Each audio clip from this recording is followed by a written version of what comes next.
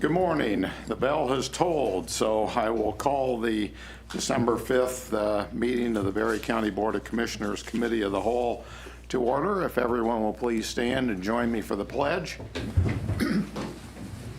I pledge allegiance to the flag of the United States of America and to the republic for which it stands, one nation, under God, indivisible, with liberty and justice for all.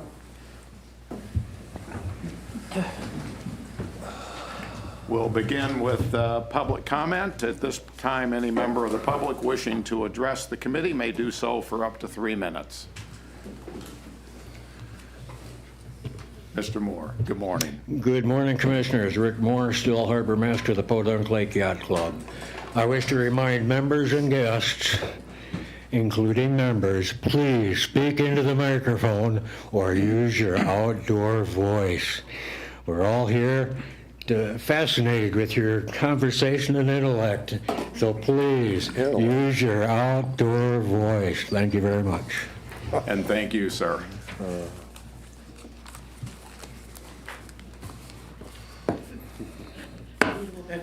Chivalry never goes out that high. And Rick, we're glad to see that. Thank you. Good morning. Good morning. Sharon Zabrowski, Carlton Township. Stand against bullies.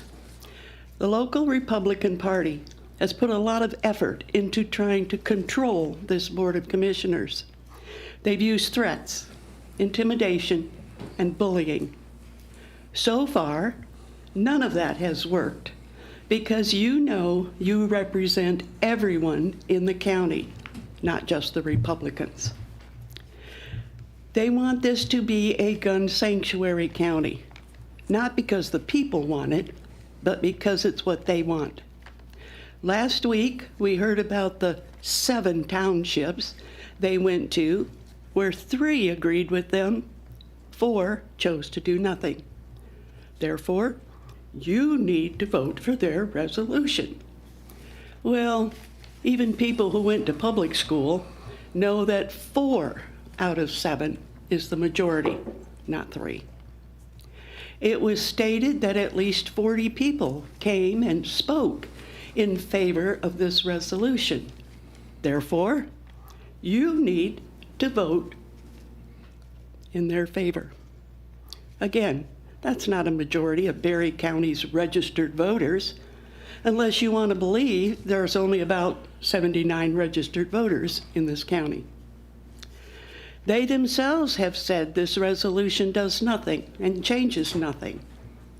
If they were serious about opposing these new gun laws, they wouldn't be here wasting everyone's time. They would be doing something that would make a difference, like getting signatures on petitions to get this issue put on the ballot for the voters to decide. Maybe they're afraid they couldn't win the vote. And besides, bullying is much easier. So again, I say, stand against bullies. Thank you. Thank you, Sharon. Other public comment?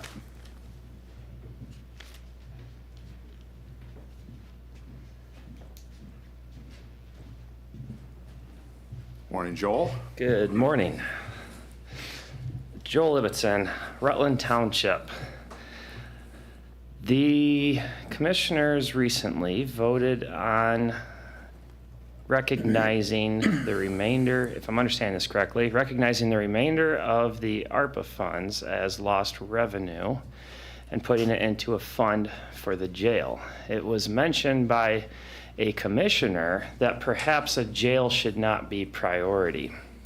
I would recommend to this commissioner, Mr. Chair, that he goes down to the Berry County Sheriff's Office and spends a day shadowing a correctional officer so that he can understand just how poor the conditions are down there.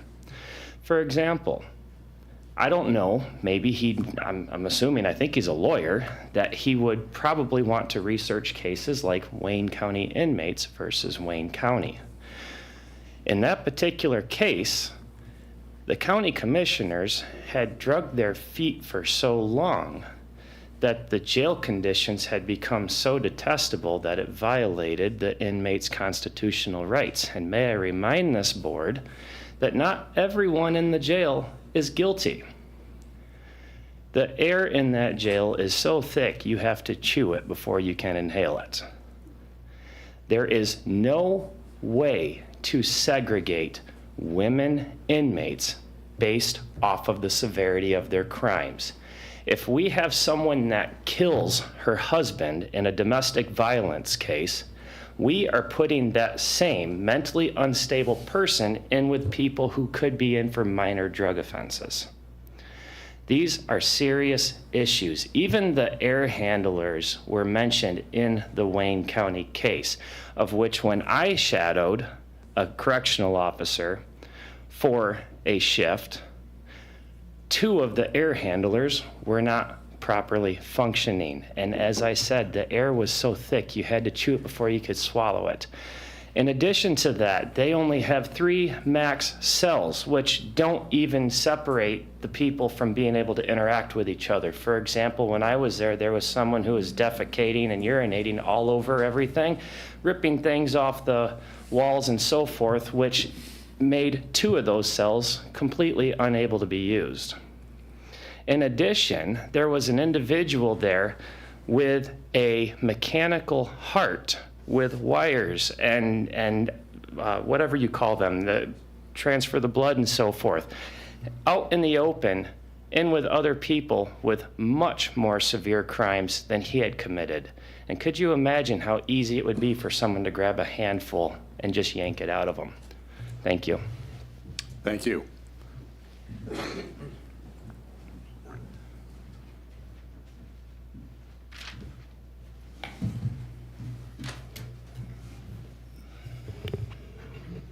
Good morning, Gary White, Berry County. The most terrifying words in the English language are, "I'm from the government and I'm here to help." Quote from President Ronald Reagan many years ago. Now, when we look at Berry County, are you from the government and here to help? You're taxing people, taxing seniors. You're building this facility out there. And the hope is to expand resources, to expand programs. I'm just sitting here. One of the worst things I heard about was we're going to train seniors how to fill out applications because we need to take care of our seniors is what's being said. He also heard that, well, seniors can't live on Social Security. For over 40 years, Social Security was a government program that was supposed to be a supplement mandated by the government. So I'm sure they're here to help. What you really need to think about doing is starting to lessen the burden of taxes, not create so many programs, and quit thinking government is here to help. You got a job to do. One of them is the jail. That's been kicked down the road for, what, about 17 years now? It's good to see some money starting to be put back in there. But growing government is not a good thing. Once again, the FOC building has only been slated for $100,000 for windows. That is government growth because I think it's 9,100 square feet, correct? That has what going in it. Once again, I've just started reading the ad hoc committee on facilities, all their paperwork, and it doesn't look like I'm going to be impressed with it, but imagine that. You have sold properties to nonprofits, which do not tax. I am supposedly a property owner in Berry County. I'm a property owner in Berry County that will never see the end of paying. So how do you really own it? Am I just renting from the government? Tax bills come every year. It's not voluntary for me to pay them. It's mandated, or you take my property. So is it really mine, or is it the government's property? Thank you. Thank you, Gary.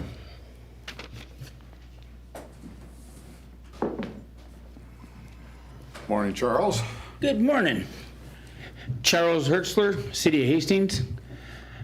Last week I went and visited the Berry Eaton Health Department meeting. They were having a formal meeting and from a canceled meeting they had on the 17th.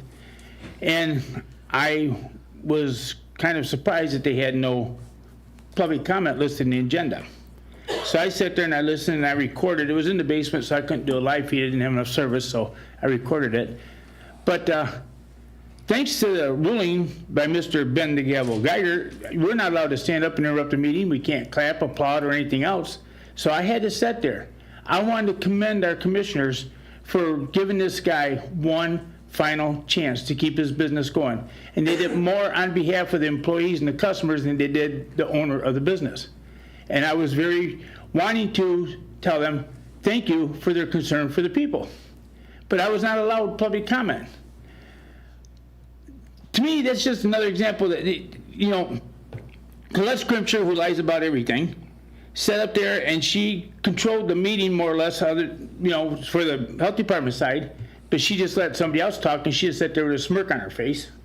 And their recommendation kept going on and on about shutting this business down, plain and simple. They were done with dealing with him. I really think we need to split our health department. I think that Berry County is getting the short end of the stick of this Berry Eaton Health Department deal. And whatever it's going to cost, in the long run, it'll be to our benefit to separate from Eaton County and have our own health department. You know, we talk about raising taxes, we talk about everything else. Well, how much of our money goes to Eaton County and they get more benefits and stuff than we do? I mean, it just doesn't make sense to me that we want to keep on going with the Berry Eaton Health Department when we know that it's a losing cause for Berrien County. Thank you. Thank you. Other public comment?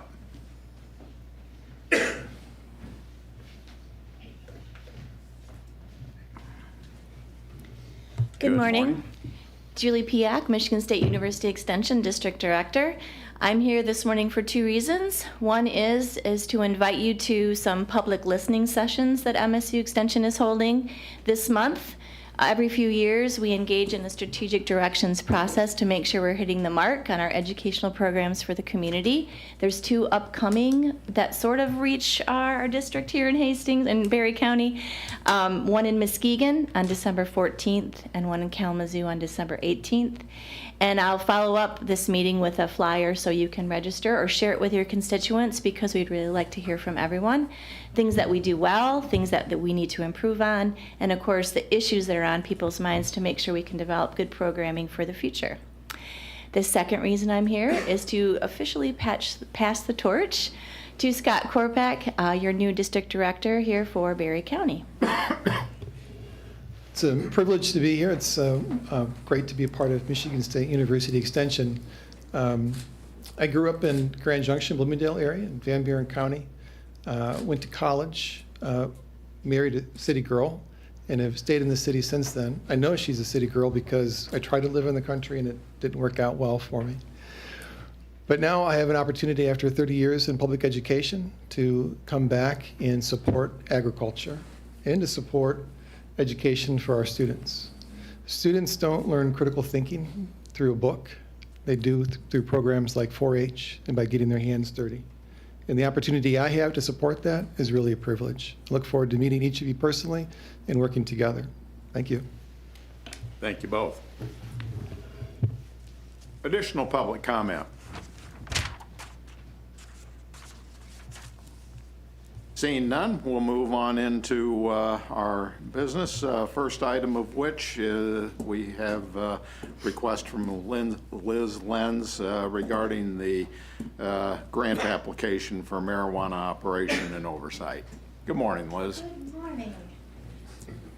I brought props. I thought you were just moving in. I might. Good morning.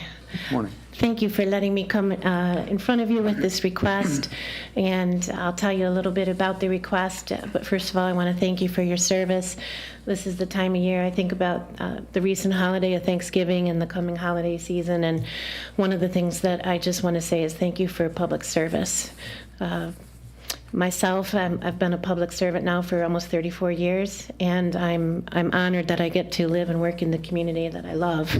And I think you all share that, and you're willing to put forth the time, so thank you. There's lots of people in this room that believe in public service, and I just want to acknowledge that.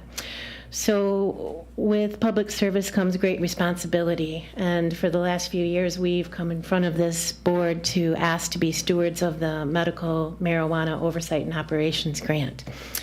This year they changed the name to the Marijuana Oversight and Operation Grant, and so we would like to request, and we've submitted in your packet, you've seen the grant request, and I believe it's $20,474. Thank you, Bree. That we would be allocated to Berry County to use for our residents to prevent and educate our citizens and residents about cannabis and safety and protection, and as we say out in the community as we're doing our work, to do the next right thing. So I brought a couple props. Since we've had this grant in 2020-21, we have purchased with the grant funds, with these funds, 450 of these boxes. We have been able to leverage, because of the grant, we've been able to leverage other funding and other public citizens that wish to donate, and they give money, so probably somewhere around 450 with the grant funds, and probably 650 to 700 total that we've distributed. We've been thinking outside of the box. That is a pun, and I hope you appreciate it. And we thought about ways to get these boxes into the hands of people who want to do the next right thing, to secure whatever it might be, cannabis, other products, whatever it might be. These are free, and people simply need to ask for one. So in order to make access easier, because that's what I'm all about, and that's what I believe in, is getting these dollars, these funds, and these products to the people who they belong to. And so we started in 21 with a drive-through lockbox event, and we've continued that practice. It has been a tremendous community event, and we have enjoyed getting to meet people and pet dogs and give candy to babies and all sorts of things as we get to know a lot of people in our community who want to do the next right thing. Part of this, you can't just give a box, you have to give education, and so we've been able to use the funds for materials such as these cards that talk about locking up cannabis, doing the next right thing, and they're in there. Some poison control stickers too, because we don't do anything without data. And the data from the poison control centers across Michigan, in Michigan and across the country, tell us that accidental ingestions of cannabis are rising. And these are of vulnerable folks, children, and people who perhaps shouldn't have access to it. So that's a large chunk of this grant. This year we're making the decision to not staff anything but deliverables. So, fund, I meant fund. We will not fund anything but deliverables. So we'll be requesting funding for more lock boxes. The price has gone up. I think it's going to stay there. And so we'll, again, leverage funds from other donors and other sources as we need to. But we are dedicated to public education through media campaigns, and we'll be using all means and methods of getting messages out to folks about doing the next right thing and being safe. And we will have an educational event as well. So none of the funds this year will go towards evaluation or staffing or fringe or paying somebody to tell us something. It's all going to go to deliverables for people in the county. I'm sure you have questions. I could talk forever. You didn't put the 3 minutes up for me, so I will stop talking and you ask questions. Thank you. Yeah. Questions for Liz? When you do a really good job, it doesn't generate that many questions. Thank you. John? I'm not sure my teachers felt that. I just want to thank Liz for what she does. And I've been on here a fair amount of time, and I've been on BCRN with Liz, and she does an excellent job. So, thank you. John, I'm simply a part of all that I've met. Abby and Bree are over here with me today. They're the other staff members of Prevention and Substance Abuse Task Force, and let me tell you, they do most of the, they make me look good, but more importantly, what's important to me is the work that's being done to help people recover, help people do the right thing, and deal with the laws that we have in the next, the best way we can. Thank you, John. Liz, regarding all the different forms that they put this stuff in now, I mean, how do you educate people on this as far as, I mean, the gummies and all the stuff that it's in, I mean, kids don't know the difference. No. And that's the problem that we're Yes. facing, right? Yes, And it's a bigger problem, I think, what most people realize. it is. It's going to be a challenge until probably the end of my days. There's very little done to limit or regulate the percentages of THC or the doses or the limits, and because of that, we are seeing concentrates in disposable vapes upwards to 80 to 90% THC, and it's not the marijuana of the stereotypical Cheech and Chong or Fast Times at Ridgemont High, and I date myself with those movie references, I realize, but Classics. we are in a different stage and place, and technology is winning, and advancements in this isn't necessarily good for young people. It's not good for brains. It's not good for bodies, and it does create cannabis use disorder faster and some would say harder. So I am concerned, and every day I think about it. We talk about it. We're trying to reach whoever we can with the messages.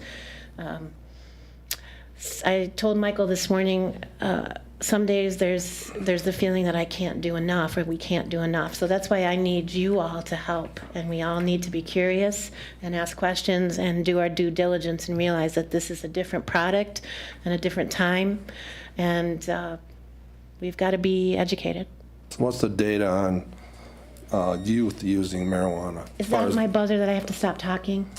No, Okay. I don't think so. Okay. So there's got to be some statistics on Yeah. kids using marijuana at this higher. Yeah, the last data that we have in Berry County is from 2018, and that's very sad. We had something called COVID that really interrupted everything. We were in the process of collecting data in 2020 when everything had to stop, right? Since then, we've had some challenges collecting youth data.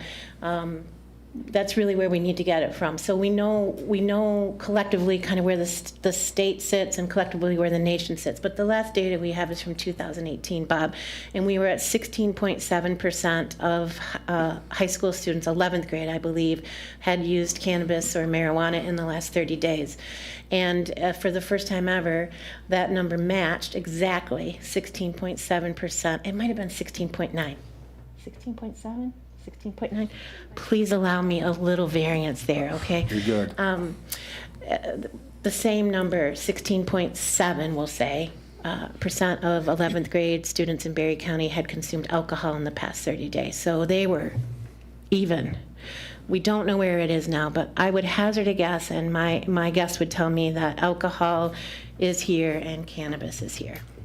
Yeah, I think you're seeing that swing, right? Yeah. I mean, it used to be back when we were in high school, Alcohol. everybody drank. Right.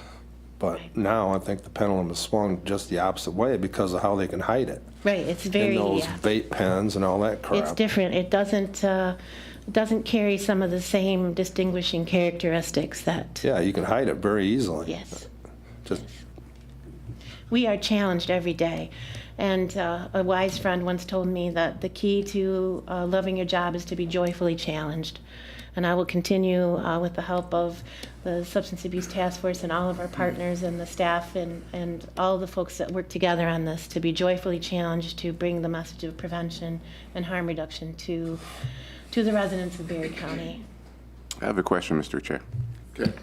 I've seen a lot of billboards for buzz driving and such, and have they been able to more easily objectify what buzzed is in terms of, like with alcohol, it's 0.08% Yeah. blood alcohol.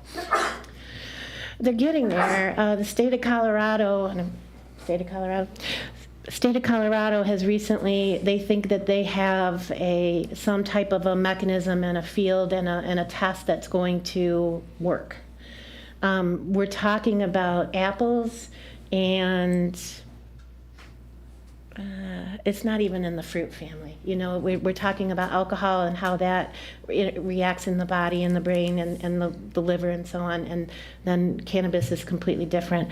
So it sounds like some promising results are coming out of Colorado on how to measure that and really establish where those levels of impairment and in drug intoxication begin.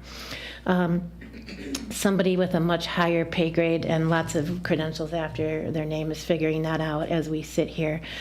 What we do know is that in Barry County, every couple of years, well, usually once a year, we run some type of a community survey. And what we repeatedly find out is that people's perception, even here in Barry County, is that driving under the influence of alcohol, everybody knows that that's not safe, and we should do the right thing and not drive while under the influence, whether you've had 1 drink, 2 drinks, 3 drinks, 4.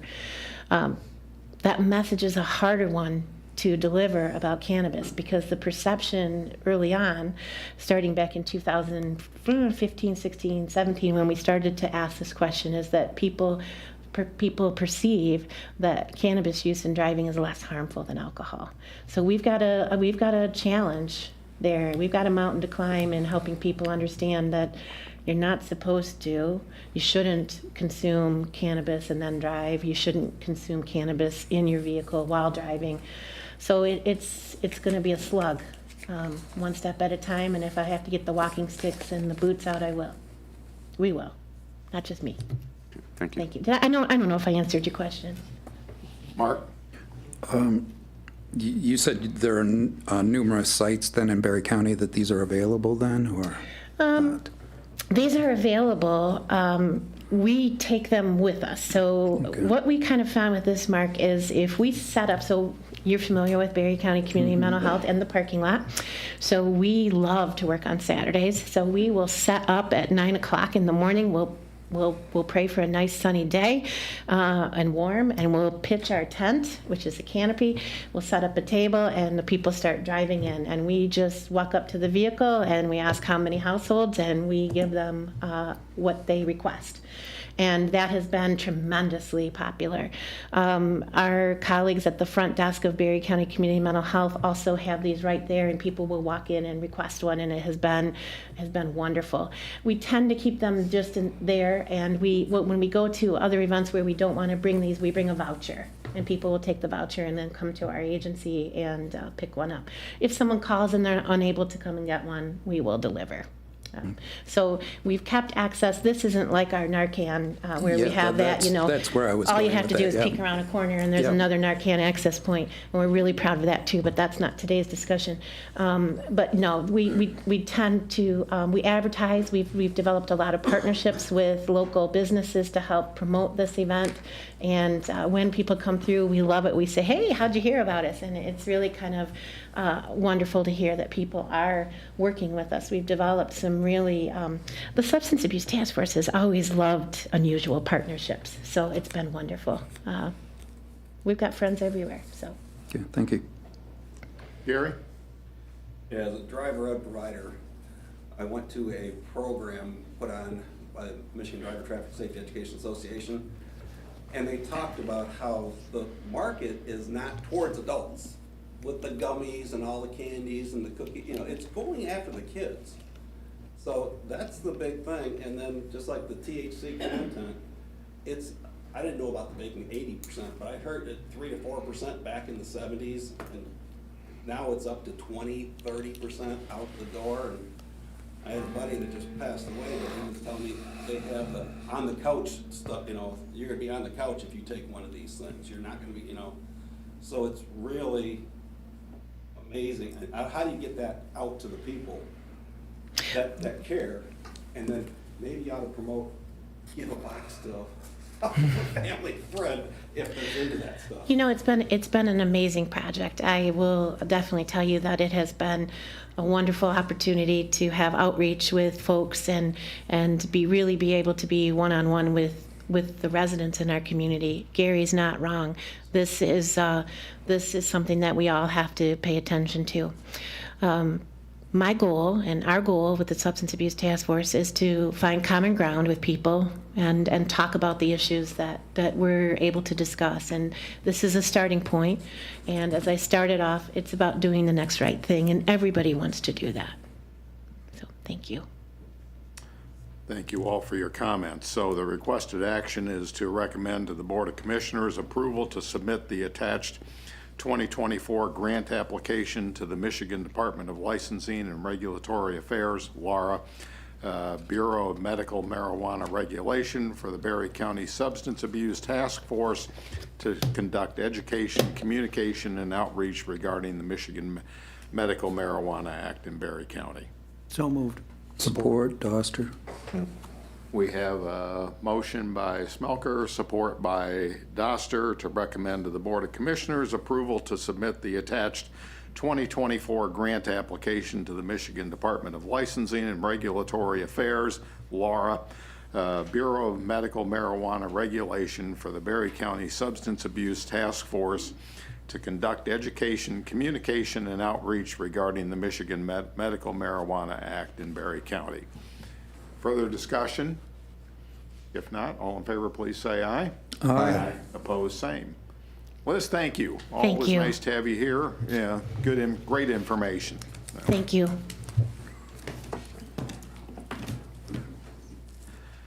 Next, Tammy Price. Good morning, Tammy. Good morning.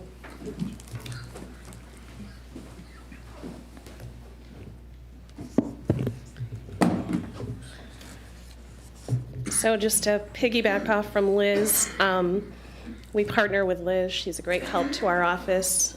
She brings good insight, good trends, and what's going in the community. So, she talked about being public servants and being very grateful for public servants, and I too am grateful for that. Additionally, Darleaf set up a meeting with our representatives so that we could talk to them about our concerns regarding the Office of Community Corrections. Representative Gina Jensen was one of those reps that appeared, and so I just love how this small community works together to resolve issues that the county is facing. I wouldn't trade it for the world. But today I'm here to ask for approval of the Southwest Michigan Behavioral Health Regional Entity Contract. This is a new contract for us, a new funding source. It is for fiscal year 24, it is $320,000, $320,100. We probably will not use all of that. At the time of the application, we were not sure what we were going to get through our state court administrative office for funding. They have come through with a significant increase in funding, which you already know about. But the SWIMBA money will allow us to provide services for everyone that needs it. Our SCAO grants have limitations to who they will cover. For example, anyone who is a violent offender under the federal definition is not eligible for funding under 2 of our grants, so we have to find a different funding source for those folks.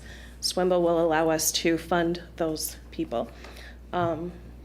Additionally, any shortfalls, so it's really tough to budget every year because we don't know how many participants we're going to have. We don't know what their needs are.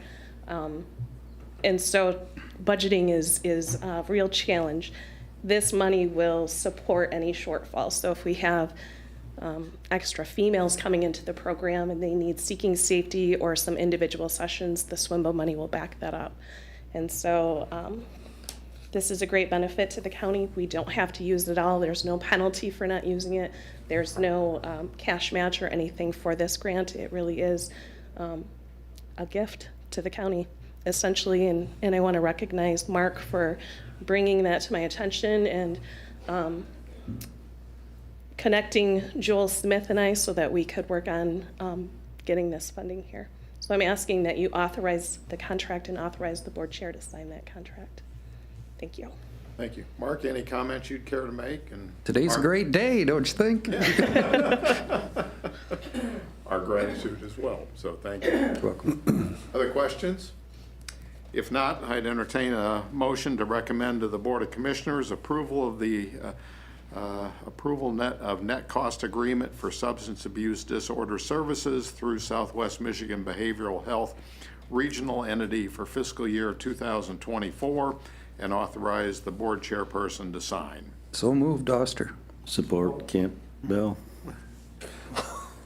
We have a motion by Doster, support by Campbell to recommend to the Board of Commissioners approval of the net cost agreement for substance abuse disorder services through Southwest Michigan Behavioral Health Regional Entity for fiscal year 2024 and authorization for the board chairperson to sign the agreement. All in favor, please say aye. Aye. Opposed, nay. All right. Thank you very much. Thank you. Next, Michael has 5 issues for us to consider. Michael, good morning. Pardon me. Good morning. So the first is renewal of an agreement for economic development services for 2024. This agreement has been in place. I should have looked, and I hate to say I don't know how many years, but it goes back a while. A long while. Yeah, so thank you. This is just a straight renewal of the agreement. You'll notice that what I provided is a black-lined version. There aren't many changes. The date is really the only change. The signatories, Dave Jackson and Cindy White, are the signatories. The cost has not changed. It's the same amount as it was last year and is budgeted in the budget for 2024. So I would stop there and answer any questions that the board might have. Dave Jackson and I both sit on the board for the Chamber/EDA. I would like very much to schedule Jennifer Heinzman, the president, in to give us an update. But I think that, if I look back 8 to 10 years ago, one of the major concerns was that there was still not much activity out county as opposed to in the Hastings area in particular. Jennifer has done a marvelous job of outreach. We're now working with Nashville, Delton, Vermontville, and I think making a real impact out there. So I think that our desire to see that truly be a county-wide organization has come to fruition. Additionally, they have brought very significant grant money into the county, and that also is being distributed throughout the county. So I think we're getting a huge bang for our buck with this investment. Questions? Hearing none, I'd entertain a... I'm sorry, yes? Gary? What are the metrics that you're using for the renewal? When I looked at the contract, it says an annual overall report is supposed to be here. Doesn't sound like the report's here before the renewal, so it does seem the metrics should be out there before you say, yeah, go ahead and do it. Is the outreach getting out to all the communities? So that would be my concern on it. Other questions? I'd again entertain a recommendation to the Board of Commissioners to approve the agreement for economic development services between Berry County and the Berry County Chamber and Economic Development Alliance for the period January 1, 2024 through December 31st, 2024. So moved. Motion by Colton. Support, yeah, by John. Further discussion? And we have a motion to recommend to the Board of Commissioners approval of the agreement for economic development services between Berry County and the Berry County Chamber and Economic Development Alliance for the period January 1st, 2024 through December 31st, 2024. All in favor, please say aye. Aye. Opposed, same. Okay, thank you very much. Michael? Thank you. The next item is a request to recommend to the Board of Commissioners approval of the proposal for medical examiner services submitted by WMU Homer Stryker, MD, School of Medicine, Department of Pathology, to provide medical examiner services for the period of January 1, 2024 through December 31 of 2027, including the appointment of Dr. Patrick Hansma, DO, as the Berry County Medical Examiner. We have engaged Western Michigan University Homer Stryker School of Medicine's Department of Pathology to provide medical examiner and autopsy services since January 1 of 2018. Prior to that, we were with Sparrow Health for a number of years. We went through an exhaustive search, if you may, through an RFP at that time, and WMU was the only organization that was willing to provide those services.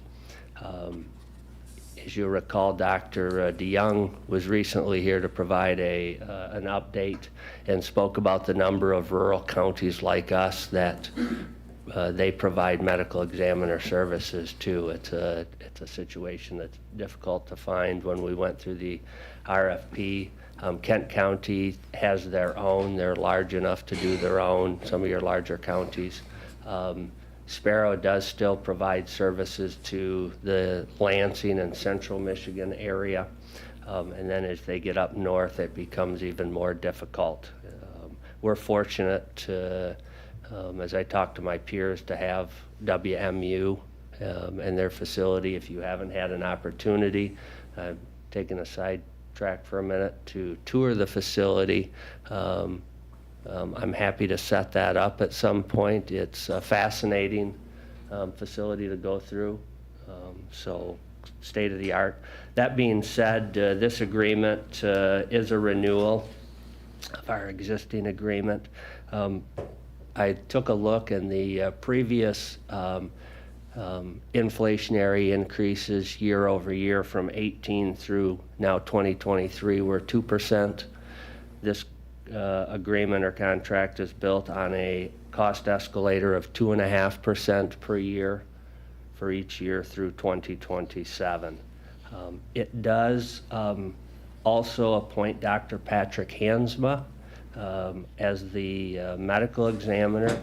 Joyce DeYoung, the medical examiner that was here, that I think she advised maybe at the meeting that she would be taking a new role, and in that role is as the dean of the medical department for Michigan State University School of Medicine.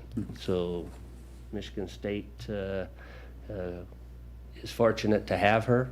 And she will still be a deputy medical examiner for a brief period until she takes that new role. But Dr. Hansma, who has been with the department and is highly capable, will be taking over her role.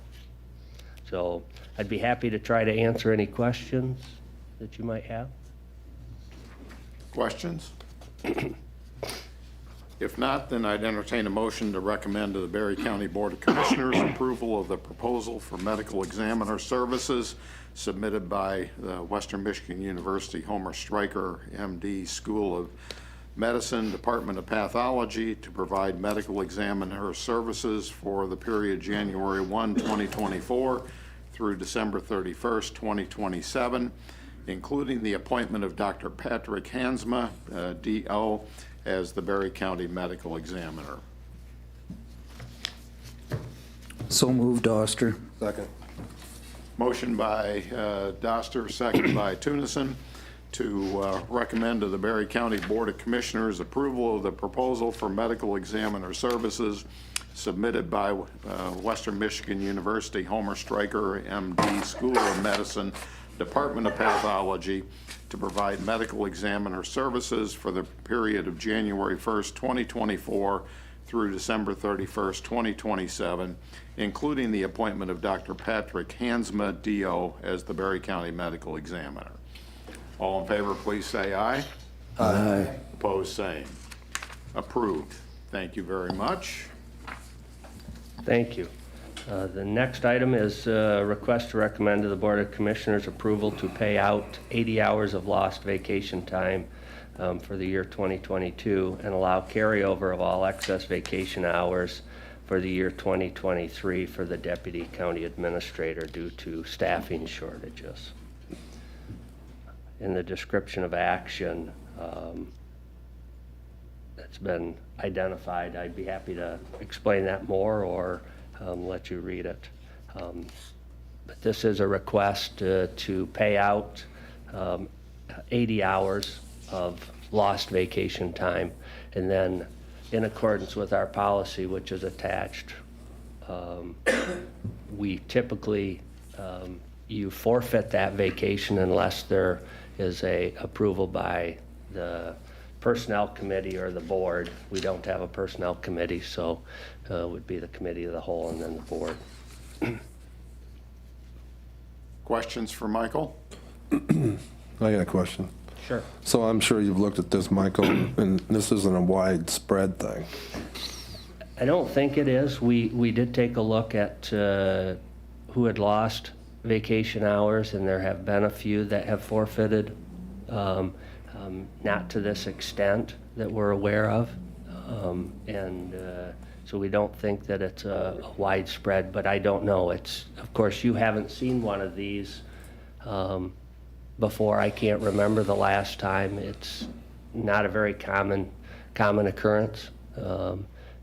We did look within the department if there was some opportunity, some other way to deal with this, and are just coming to a point that there isn't, as we have transitioned to taking over payroll, and have had some shortages.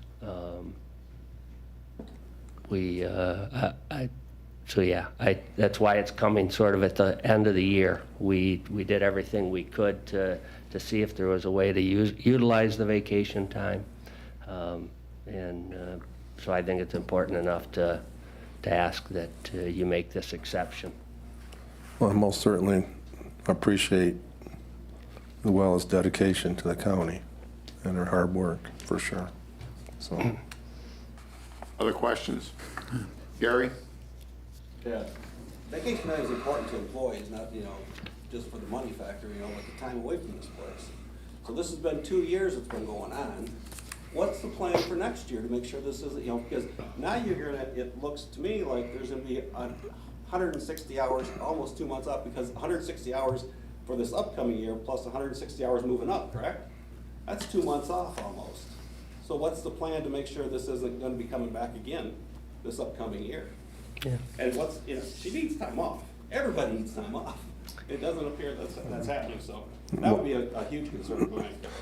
well, she's been so dedicated to her job that I can understand that, she's, It's a valid concern, and it's a valid concern that exists not just in my agency, Gary, but a number of them. Corrections is short-staffed, and the amount of overtime that they're faced with, and right, that's a nicety until it isn't. I mean, that just continues to add stress, and particularly when you're in a spot where it's mandated, you don't have a choice. We get into the holiday seasons. It really comes down to staffing levels. I mean, I'd like to say that the work load, but it just doesn't. It doesn't continue to slow down. And the complexity of things, and I don't mean to complain at all, because it's everywhere. And as one of the challenges that this organization right now is faced with, not just mine will be coming, my department, but as we are short-staffed and then you have to replace people, those folks don't have and aren't able, they're not prepared, they don't have the institutional knowledge to work at the speed, if you may. They'll get there, but as we're turning people over, training becomes, so that means that a staff person that was seasoned is no longer there, and it takes a little bit more time for the new staff. We have to be patient, plus then somebody to train them. So we're under a fair bit right now of that, and you know, the sheriff's department's a prime example. I mean, as they try to replace corrections officers, you just don't hire somebody and expect they're going to be up to speed.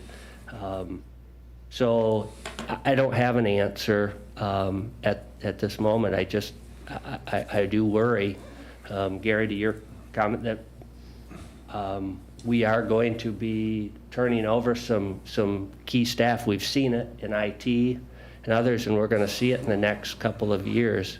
I wished I had a good strategy. The challenge I shared with the commissioner earlier, the challenge that I have is that I know how to solve it. It's hire more staff, and I don't take that lightly. I really don't. But the reality is that we've got to get the work done. But I also control the purse too, and to during a budget process to tell other agencies, no, we can't afford it, or no.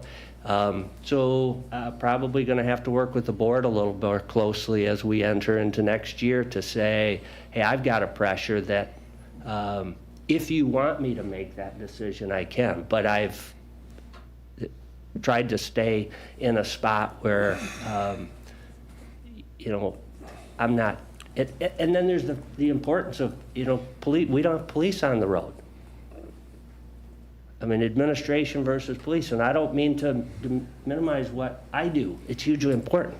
But so, again, I don't have a good answer other than it's a challenge right now that we're facing a bit. And I don't think that it's affecting, at this point, the organization. We're doing great work, but it's a challenge. This is certainly a much bigger issue than what we're specifically being asked to do today. Correct. What we are certainly well aware of it, and we'll continue to work with Michael to try to address it as best we can. So, other questions for Michael on the specific request? Yes. I mean, I'm concerned about wanting to treat all of our employees the same, under the same rule. We have a policy that had justifiable reasons for. I mean, there's a reason that we wanted people to use the vacation. This is not a request that comes before us very often. I want to make sure that we're not playing favorites. This is an individual that we all know quite well. You know, had it been someone in another department, would we have made the same decision? I don't know. I'm kind of, maybe the policy itself needs to be looked at some point or something. I don't know. Maybe there's. As we move forward and address the bigger issues, you know, that could certainly be a part of it. On the other hand, at least when the current policy was put in place, they were astute enough to realize that there may be exceptions that need to be made, and we're acting under the assumption that there is a reason for this exception, but I think the broader question is certainly one that should be looked at as we look at dealing with the bigger issue going forward. But today, the request is based on the assumption that there is a reason to make an exception. Yeah, we had a very similar policy at several of the banks that I was with over the years, and yeah, we too found that there was an occasion to make an exception to that. And yeah, that's just a fact of life. And if there are others out there that feel that other department heads that feel that that they have similar circumstances and can justify an exemption, they're welcome to present that to us. If I could just respond quickly to that. Yep. I think that probably when that personnel policy was written, there was a personnel committee, and I would have felt much more comfortable in going along with a recommendation from a personnel committee, because they could have gone into this maybe in more depth. I don't want to set up a scenario where we have 100 requests here to this board in the end of December every year, to pay out the remaining vacation time. I don't know. I'm just have concerns, I guess. That's a more general discussion that I've been having with the chair. Back when I was chair, we had standing committees for personnel, finance, buildings, and so really small matters like this didn't have to come before all of us. But there's advantages to the committee of the whole that some see as being better than the individual standing committees. So, but I do agree with Mark that we shouldn't, as a whole board, be sitting and listening to this particular request. So that's the decision of David's, or of our chairman when he's here. Well, I know, there is ongoing discussion about whether or not we want to move away from, well, not necessarily move away from the committee of the whole, but at least superimpose some standing committees that could address some of these issues. But in this case, we've got a request before us. We do not have a standing personnel committee, so it's coming to us, and it's up to us to decide whether we want to grant it or not. So, other questions, other discussion? If not, the request is to approve a recommendation to the Board of Commissioners to approve the payout of 80 hours of lost vacation time for the year 2022 and allow carryover of all excess vacation hours for the year 2023 for the Deputy County Administrator due to staffing shortages. So moved. Support. We have a motion by Colton, support by Smelker. Further discussion? All in favor, please say aye. Aye. Aye. Opposed, same. Okay. Approved. Michael? Thank you. The next resolution or item is a resolution to transfer the 2023 general fund surplus to various internal service funds. This is a historic resolution. I say historic, it's an annual resolution that have done, I think, since I've been here. And what it does is requests if there is any surplus from the general fund after the auditors have completed their work, that instead of that surplus remaining in general fund balance, that it be transferred, in this case equally, to the Building Rehabilitation Fund, Data Processing Fund, Capital Replacement Fund, and the Vehicle Replacement Fund. I'm happy to talk about our existing fund balance or any of the funding related to those four funds, or kind of the history behind how we got here and the methodology of what I do or what we do with those, if you'd like. But to risk going on, I like the I'll history of stop. that. I like a history of how you put it in those certain accounts. So our general fund balance is a little over $2 million, and it represents somewhere in the 12 to 15% of our general fund. So we do have a general fund balance. These funds would remain general fund funds, so sometimes the auditor will reference those and include those in the overall general fund balance. But we segregate those into separate funds for the purpose of making sure that we can replace capital equipment of the various topics. When I first came, we did not have the situation. We were struggling to replace vehicles, computers, buildings. So we looked at a mechanism and to try to encourage or discourage a use it or lose it philosophy of budgeting. Myself, the departments, said let's set up these funds, and from year to year you may not always get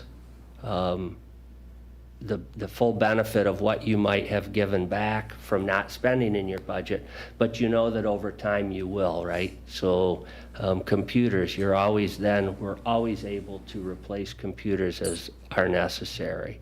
Vehicles, we're always able to keep, particularly it was the Sheriff's Department vehicles replaced and up to date.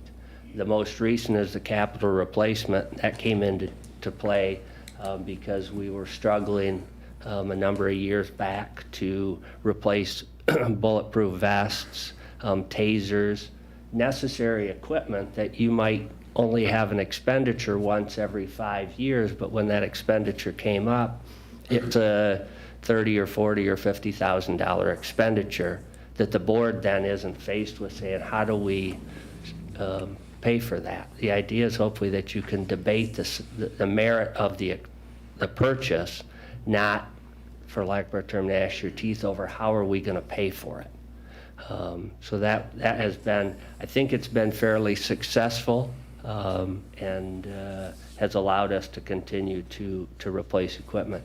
I've maintained those funds in such a way that they have balances and the expenditures are recommended and approved on an annual basis, so that should we have a year where we don't have any surplus from the general fund that can go into those funds, that we have 2 to 3 years of expenditures in each of those funds to then figure out a solution, if you may. We've never had a scenario where we've had multiple years without a budget surplus of some type. We have had years where there has been a year that it's been very limited or maybe none, but never had multiple years. So it has continued to allow us to meet our capital needs now for almost 30 years. So that's a little bit of the background behind. Michael downplayed it a little bit. He says fairly successful. I think it's highly successful. We have to replace radios after every so many years because the companies quit making parts for them. And our line of work is kind of a rough line of work, so we end up replacing parts for them. Same thing with our vests. Our vests are only warranted for 5 years. So every 5 years, we know that's coming. So that's where that comes in for us at the sheriff's office. And that vehicles is again, we always need vehicles. We know how often we need to replace them. So it's been a very successful program. So thank you. Thank you. Other questions? Then I'd entertain a motion to recommend to the Board of Commissioners adoption of resolution number 23-27 to authorize the auditor to transfer 2023 general fund surplus funds to various internal service funds. So moved. Support, Campbell. Motion by Colton, support by Campbell, to recommend to the Board of Commissioners adoption of Resolution 23-27 to authorize the auditor to transfer 2023 general fund surplus funds to various internal service funds. All in favor, please indicate by saying aye. Aye. Opposed, same. Approved. Thank you. Michael? Thank you. And my final item is another resolution that's a year-end resolution. And this is a request to authorize the auditor to make final year-end transfers. There are a number of appropriations that we make from the general fund to various funds throughout the year. There are a couple of them, however, the Child Care Fund, the Friend of the Court Fund, and the Adult Drug Court Fund, that that every year I ask that the board allow me to only transfer a portion of that appropriation, and then allow the auditor to determine what the final appropriation needs to be. And the reason I do that is that if you'll recall the Child Care Fund as an example, they come in and ask for the Child Care Fund budget to be approved that goes to the state. That's a budget that's built on worst case scenario. We ask for the maximum amount to protect ourselves should we have or should the courts have an expensive year, if you may, for the Child Care Fund. That's not historically what our expenditures come in. So, but we budget an appropriation based on that. If I were to transfer the entire appropriation, the fund balance would continue to grow in the Child Care Fund year over year over year. We did that for a number of years and built that fund balance to a place where it is adequate should we need additional funds in the Child Care Fund. But it doesn't need to grow any further. And so what this allows is the auditor to determine how much that appropriation needs to be based on the expenditures and the reimbursements from the state so that the fund balance doesn't grow. It is capped, however, so for example, if the annual appropriation to the Child Care Fund is $300,000, and they do have a year where it requires more than $300,000 from the general fund, we will not transfer more than that. The additional will come out of fund balance. But if the expenditures from the Child Care Fund only required $250,000, the auditor would make the appropriation and set it for the year at $250,000. So I apologize, kind of a technical thing, but one that a mechanism that I've had to put in place to make sure that we don't continue to grow that fund balance year after year in those funds. Thank you. Questions? Yes, Mr. Chair. These days, what is considered in different budgets appropriate fund balances? So there isn't a specific, it really is on a case-by-case basis.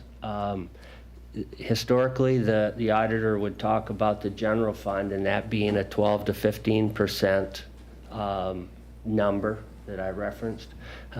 It depends. Some will say more like 20%.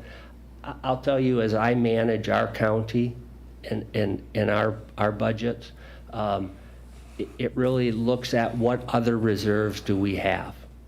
Since we have our buildings and our capital and those items, as long as we have those covered and we have then fund balances to cover should we have something major happen in one of our buildings. If we didn't have those funds, then probably the 12 to 15% in the general fund might not be enough.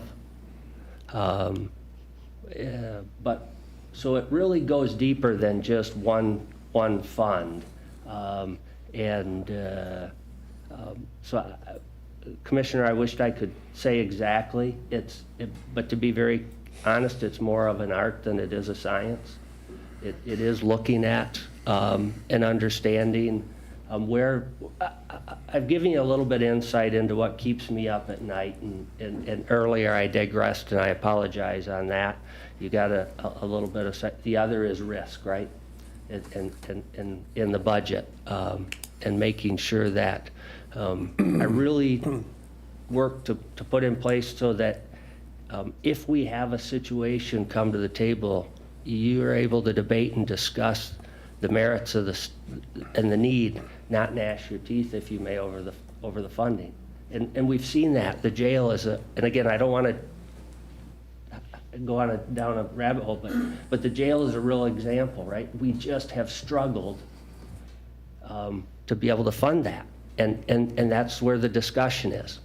But to our credit, if you may, if I can take just a moment, that's of all of the buildings and facilities and issues, that's what we're really trying to put our hands around to try to solve. And it is the 800-pound gorilla. I mean, it's a big, so it's really making sure that those are the issues that we're having challenges with, not the small items. And we have over 70 different funds that all have fund balance and that all have needs. So some of them have quite small fund balances. Others have larger fund balance, and it really is drilling down into understanding the risk behind those so that we don't ever have a situation where somebody's showing up saying, because that's when I came, that's what I inherited, and the board wanted so that there were just, you all of a sudden now have to find $100,000 or $200,000 or $300,000 because the child care fund had to incarcerate a juvenile or something, or 2 or 3 for a length of time. Just taking those out. So I get that I didn't give you an exact answer. Hopefully that gives you a little understanding into the kind of the methodology, if you may. Thank you. Other questions? And Michael, we prefer that you sleep well at night so that we sleep well at night. Well, it's all good. And I think we certainly commend you for the fine job that you have done over the years with managing our finances and putting us in the position that we're in. So, hearing no other questions, I would entertain a motion to recommend to the Board of Commissioners adoption of Resolution 23-28 to authorize the auditor to make final year-end transfers. So moved, Campbell. Support. So we have a motion by Campbell, support by Smelker, to recommend to the Board of Commissioners adoption of Resolution 23-28 to authorize the auditor to make final year-end transfers. All in favor, please say aye. Aye. Opposed, same. Request passes. Thank you. Thank you, Michael. We're down to our second public comment. At this time, any member of the public wishing to address the committee may do so for up to 3 minutes. Welcome. Is this on? Yeah. Yes. You can probably hear me anyway. Good to be with you. It's been a long 11 months of legislation in Lansing. Mostly things I did not agree with.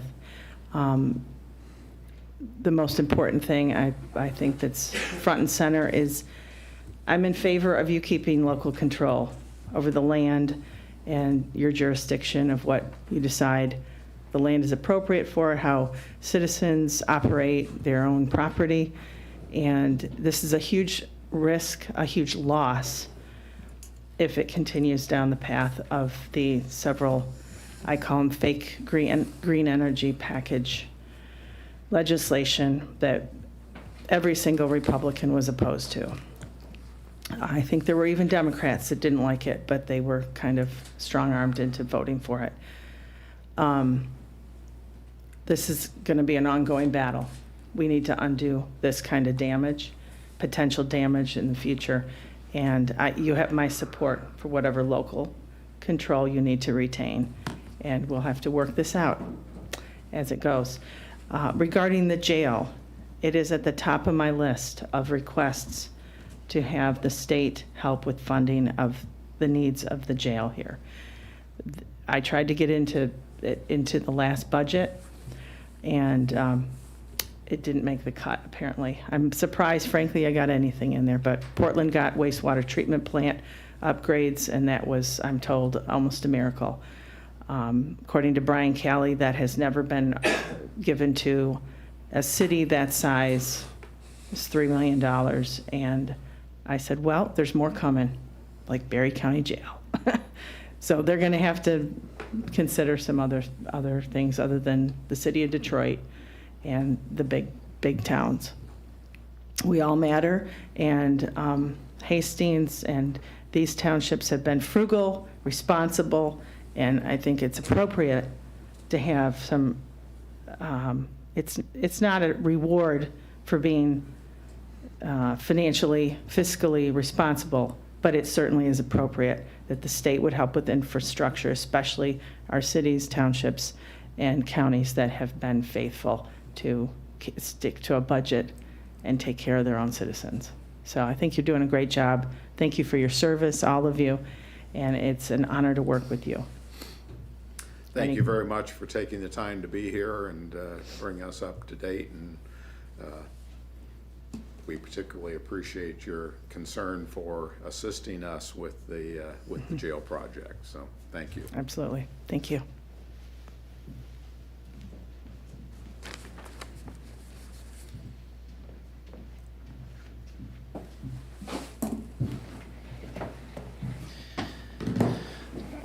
Joe Livitzon, Rutland Township. I've written checks to this county for several $1,000s at a time. I'm getting ready to write a check to the state of Michigan for registering 2 trucks for the sum of almost $5,000. That's just next month. Now, this state rep that's sitting to my left can stop me if she's read it, but I'm 260 some pages into this Michigan budget deal. And this is ridiculous. And she says that money hasn't been sent to small towns before. Well, $200,000 for a disc golf course in New Buffalo, population of 1,600. $900,000 for a cricket field in Troy, $600,000 to rehabilitate the Lee Plaza, $1.6 million for the Grand Rapids Ballet. If Dick DeVos wishes to watch ballet, he can pay for itself. He doesn't need my money. Also in that budget, a religious test for hiring state troopers in violation of the First Amendment. Check it out. Healthcare grants in the millions, which help people contingent on what happens in the bedroom. I thought we weren't supposed to discriminate based on what happens in the bedroom. Millions upon millions upon millions upon millions of dollars, and I am not exaggerating when I state that. Reporting requirements for local governments who dare to restrict the health officer and enforcing unconstitutional mandates. Guess how many times that's written in the budget? It's not just once, it's several times, over and over and over and over. Anyone who receives money from Section 1 of this budget, including you guys, are going to have to report yourselves to the state if you dare to defy anything that our lying health officer, Colette Scrimger, does. Which, by the way, apparently she just has unlimited power. President Lincoln, important principles may and must be inflexible. I've read that budget about 2/3 the way through, and apparently there isn't much that she holds important as far as principles are concerned. Balancing, to quote President Reagan, balancing the budget is like protecting your virtue. Sometimes you just have to say no.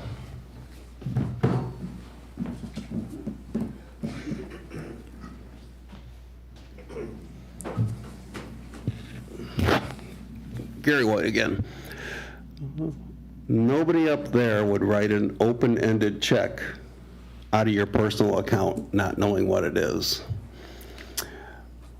When Commissioner Doster started talking about, well, how many other lost vacation hours, might you need to, why isn't that a priority to say, let's find out for all, let's set the time frame, let's take care of business all at one time instead of, well, let's see what happens. It's not my checkbook, it's the taxpayer's checkbook. I also think that many people serve this community. I think I've served the community quite often with things I've done. So it seems like that gets neglected from time to time.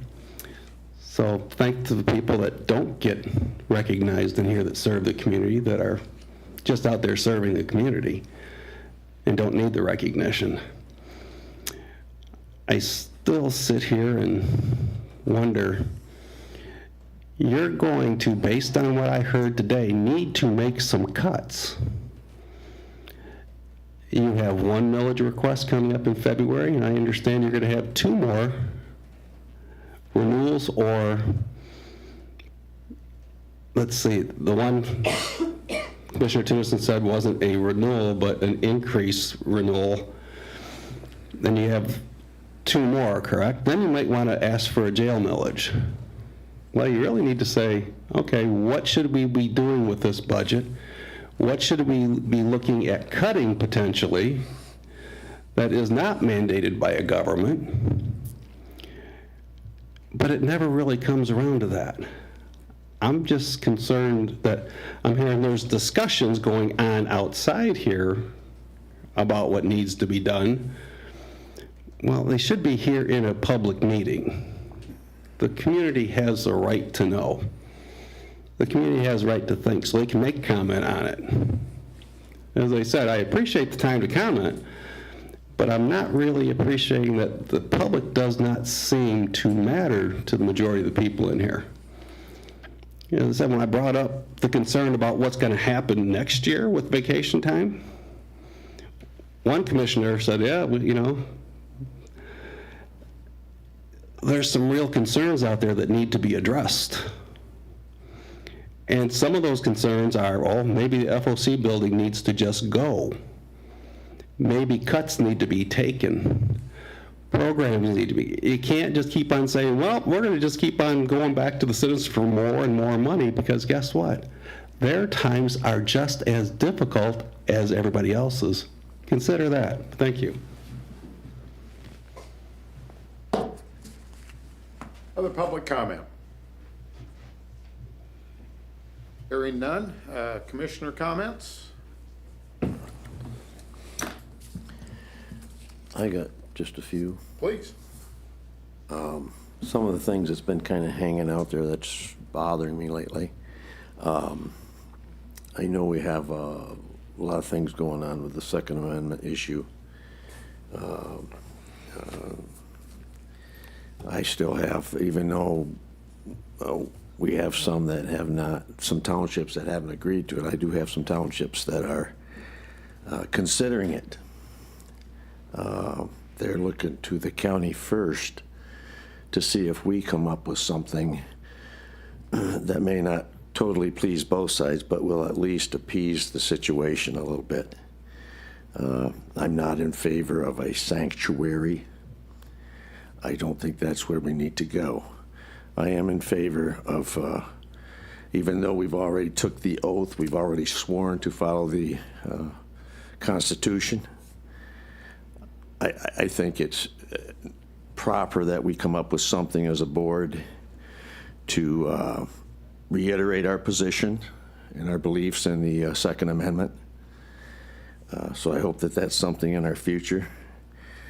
Our jail is an atrocity, and some people have used the word kick the can down the road. I'm not sure that's the issue, but it does need to be addressed, and we're the board that needs to do it. And we got to figure out a way, because that jail can't keep going like it is. So that's one other thing was I know Charles, if I may mention your name, Charles, mentioned that the health department meeting was in lieu of one getting canceled. In fact, it was not in lieu of one getting canceled. It was strictly an informal hearing, a process that we go through, and the steps of possible suspension in somebody's food license for violations in the past. So that meeting was only on the agenda when on that meeting was for that fact. It was not what we would call a normal makeup meeting or something for the one that got canceled. So just wanted to clarify that a little bit. Thank you, Bruce. Bob?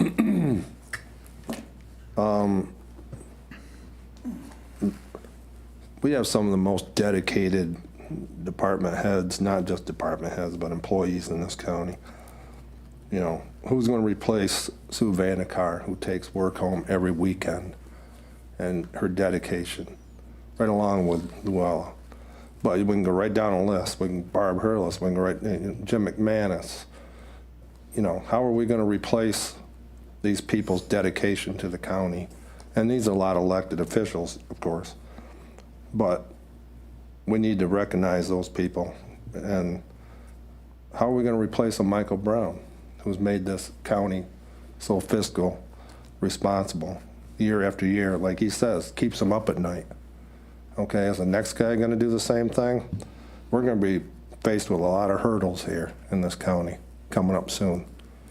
And I hope people that do run for these positions and stuff ask themselves the dedication that they're going to have to put into this, because there's some big shoes to fill.